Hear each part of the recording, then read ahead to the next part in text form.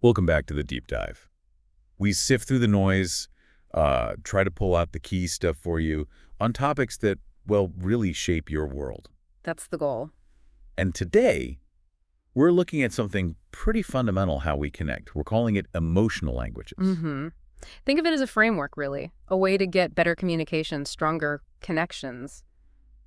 Not just, romantically. Right, that's important. Our starting point is Dr. Gary Chapman's book, The Five Love Languages. Many people know it. For sure. But we're not just going to rehash it. We want to look broader. How does this idea stretch? Exactly. Beyond partners into what? Leadership. Yeah, leadership's a big one. Yep. How you motivate people, connect with a team, but also self-mastery, like understanding yourself better. Okay. And maybe surprisingly, how you decide where to put your time and energy. Yeah. Because those are limited, right? Totally. Okay, so let's list them out quickly. The 5 languages we're digging into are words of affirmation, Quality time, receiving gifts, acts of service, and physical touch. Okay. So you might think you know these, but we're going to get into maybe some less obvious angles. Absolutely. The idea is to move past just guessing what people need emotionally. Towards clarity. Towards emotional clarity, yeah. I know. Which honestly saves a lot of wasted effort and energy, makes things stronger, more efficient. Okay, let's start with words of affirmation. This is feeling valued through words, right? Yeah. Spoken or written praise. Pretty straightforward on the surface. We all like hearing nice things. But for some people, this is really their primary channel. These words land deep. And the sources we looked at emphasized specificity, didn't they? Oh, hugely. It's not just good job, it's why it was a good job. I really liked how you handled that question in the meeting, that kind of thing. Shows you actually paid attention. Exactly. It's like making an emotional investment, but being smart about where you place it.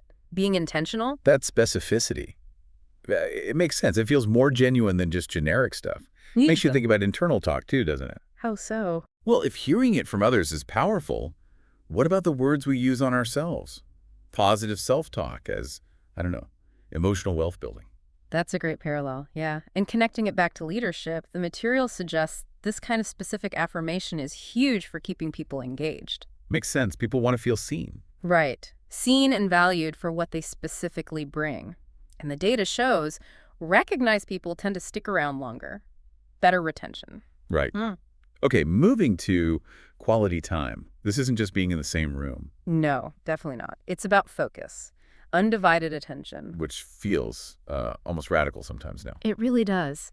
Giving someone your full focus sends a massive signal. You matter. You're important enough for me to pause everything else. Yeah. And our sources really highlighted how rare true presence is becoming. Everything's so fragmented. That phrase, presence is the new luxury, really hits home there. Maybe we need to actually schedule deep connection time, like we schedule meetings or workouts, not just with people, but for our own goals too. I love that. That intentionality is key. Because time, well, it's the one thing you can't get back, right? It's the ultimate non-renewable resource. So using this lens helps you think about investing it wisely, in ways that actually resonate for you and for others. Okay, next, receiving gifts. My first thought always goes to materialism. But that's not quite it, is it? No, not really. The sources are pretty clear. It's about the symbolism, the thought behind it. It's less about the gift itself or the cost and more that somebody thought of you. They took time. They chose something for you. It communicates, you were on my mind. And you see this pop up professionally too, right? Not big expensive things, but... Exactly. Thoughtful follow-ups, a handwritten note, which really stands out now, maybe a small book on a topic a client mentioned. Little things that show you listen. Yeah. They build trust. They demonstrate consideration. It strengthens those professional ties in a kind of subtle but important way. Okay, let's pivot to acts of service. Actions speak louder than words, basically. That's the core of it, feeling loved or valued when someone does something for you, especially if it's inconvenient for them. Right. Effort involved. And often it's about noticing a need and just stepping in without being asked. Like taking out the trash when it's pouring rain. Yeah, maybe. Or, helping a colleague finish a report when they're swamped. It's a clear signal of care and support. Makes you wonder, though, how often do we do that for ourselves? Offer ourselves that kind of service? That's a really vital point. We often run ourselves ragged helping others. So seeing self-care as an act of service for yourself. Exactly. It reframes it. It's not selfish. It's Well, it's smart self-management. It's burnout prevention. It's ensuring you actually can show up for everything else. Intelligent self-management. I like that. Ah. Okay, finally, physical touch. Yeah, this can be anything from, a hug to a handshake, a pat on the back. Those nonverbal signals. Right. And the sources really point to this fundamental human need for connection through touch. For people whose language this is, it brings feelings of security, comfort, grounding. Even small gestures. Absolutely. Can have a big impact. And even if you're not, let's say, a naturally touchy-feely person, Mm-hmm. it's still worth thinking about the warmth you create, right? How you make people feel in your presence. A firm handshake, being attentive. Your physical presence communicates a lot. Your posture, your attention. Your vibe is your signal. Precisely.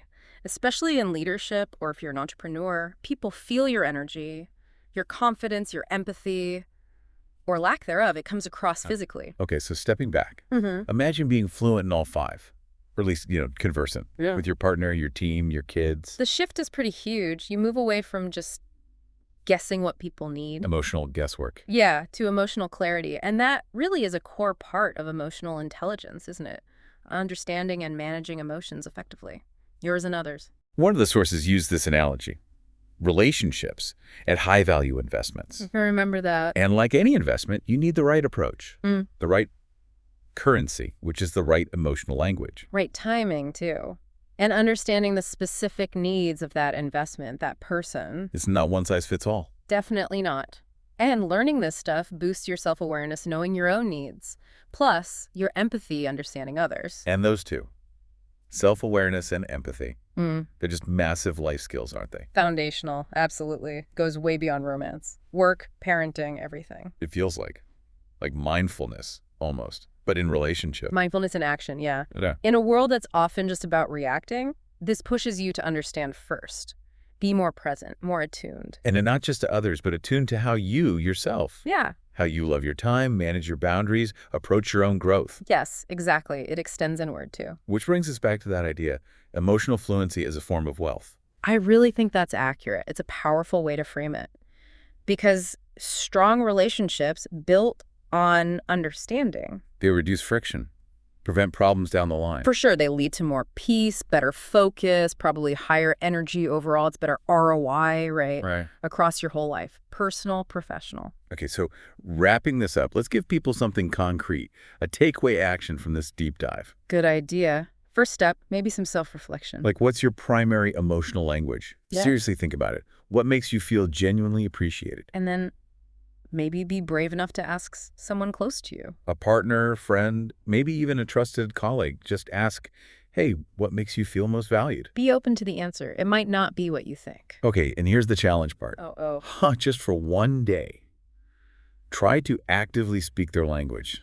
If it's words of affirmation, give that specific praise we talked about. If it's quality time, put the phone away, give real focus. Acts of service, look for something helpful you can do. Gifts, maybe a small, thoughtful gesture. Touch, a reassuring pat if appropriate. Just try it. Yeah. And then notice. Observe what happens. Does the vibe shift? Does their reaction change? Yeah, pay attention to that feedback. And, reflect on it. This isn't a one-and-done thing. It's ongoing learning. Definitely. And just one final thought to leave you with. Think about your workplace again. If you actually had a better handle on the primary emotional languages of the people on your team, how might that change things? Could it make collaboration smoother, projects more successful? Just something to consider. A subtle shift maybe, but potentially quite impactful.